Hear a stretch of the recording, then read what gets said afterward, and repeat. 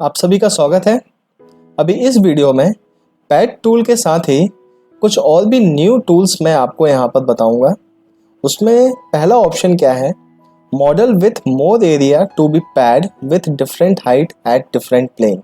अब ये क्या है, इसका मतलब ये है कि अभी तक जो भी एक्सरसाइजेस मैंने आपको ड्रॉ करके बताए थे, जैसे ये एक्सरसाइज था, एक ये एक्सरसाइज था, तो इसमें आपने देखा कि सिंगल एरिया ही रहता था, सिंगल एरिया ही हम ड्रॉ करते थे और उसको एक हाइट दे देते थे, तो ये हमारा 3D पार्ट में कन्वर्ट हो जाता था।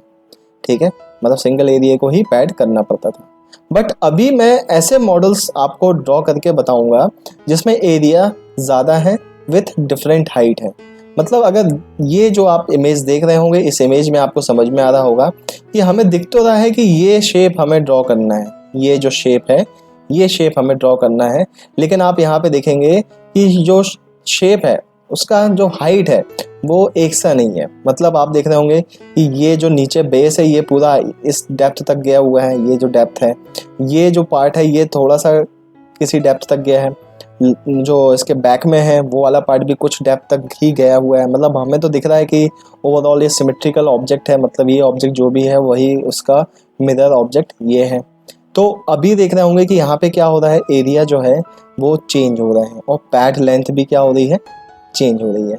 तो ऐसे केसेस में हम पैड टूल के साथ ही साथ हमें कुछ और ऑप्शंस को भी यूज़ करते हुए स्केचेस को बनाना होता है।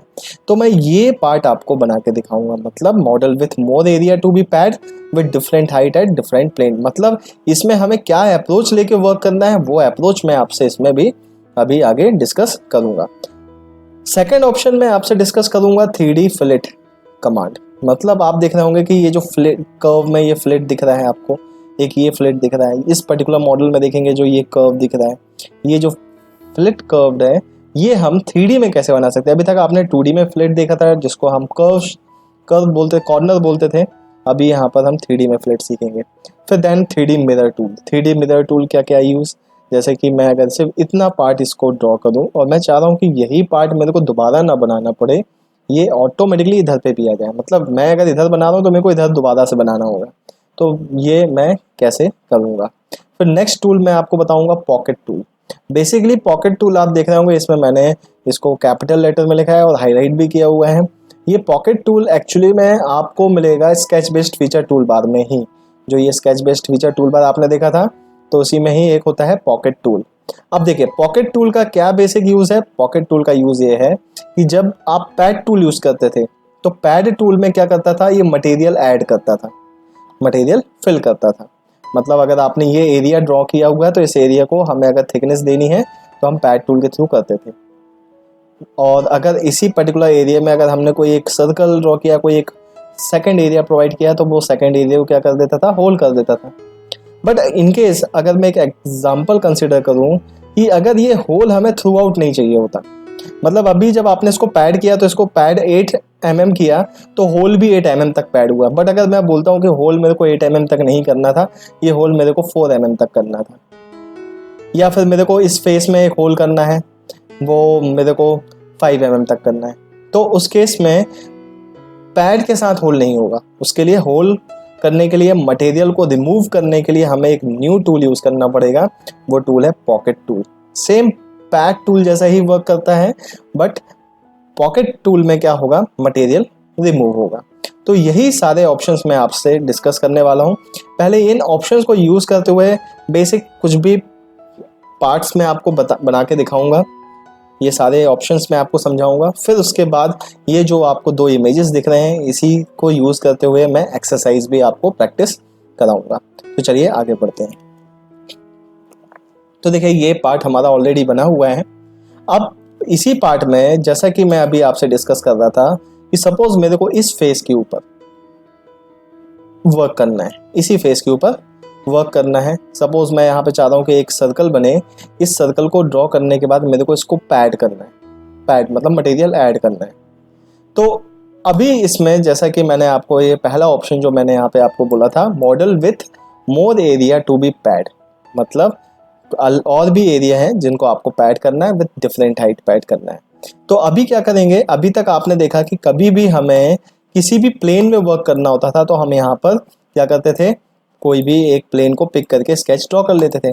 बट जैसे ही हमारा कोई 3D पार्ट हम ड्रॉ कर लेते हैं तो 3D पार्ट के जो ये सरफेसेस होते हैं ये भी एज ए प्लेन ही एक्ट करते हैं। मतलब अगर मैं आपको बोल रहा हूँ कि मेरे को इस फेस में एक ऑब्जेक्ट ड्रॉ करना है, एक सपोज एक सर्कल ड्रॉ करके इसको हाइट देना है, तो मेरे को सिर्फ क्या करना है, इस फेस को सिलेक्ट करके सेम वैसा ही ऑप्शन जो आपने पहले डिस्कस किया था, जो हमने पहले डिस्कस कर चुके हैं, हमें स्केच पे क्लिक करना है।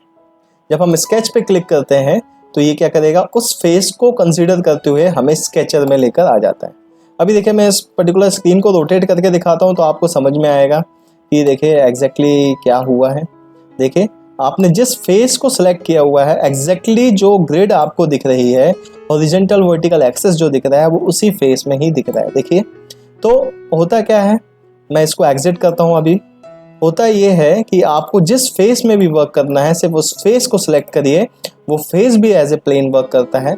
आपको फेस सिलेक्ट करके स्केच में जाना है तो आपको स्केचर में ये लेकर आ जाता है। अब देखिए मेरे को यहाँ पर सपोज सर्कल ड्रॉ करना है तो मैंने यहाँ पर क्या किया, एक सर्कल पिक किया, इस पोजीशन पे किसी भी पोजीशन पे एक सर्कल में ड्रॉ करता हूँ, विदाउट डायमेंशंस में करता हूँ अभी फ़िलहाल में। तो मैंने ये सर्कल ड्रॉ किया और इसके बाद इसको एग्जिट किया। अब इसको एग्जिट करने के बाद अभी मैं चाह रहा हूँ कि ये सर्कल को मेरे को पैड करना है, इसको एक हाइट देना है।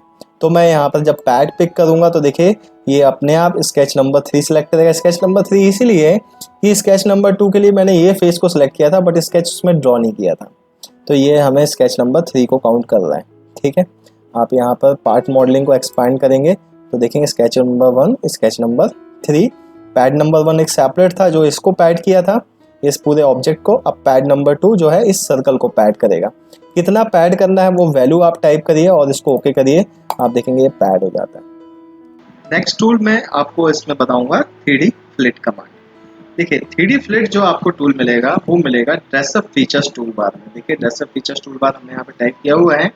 तो ड्रेसअप फीचर टूल बार का ये पहला टूल है, इस टूल का नेम है एज फ्लिट। ठीक है, तो देखिए कैसे इसको यूज किया जाता है वो मैं बताता हूँ। जैसे सपोज मैं चाहता हूँ कि मेरे को इस एज में एक फ्लिट प्रोवाइड करना है, एक ये वाले एज में प्रोवाइड करना है, ये वाले एजेस के में फ्लिट प्रोवाइड करना है।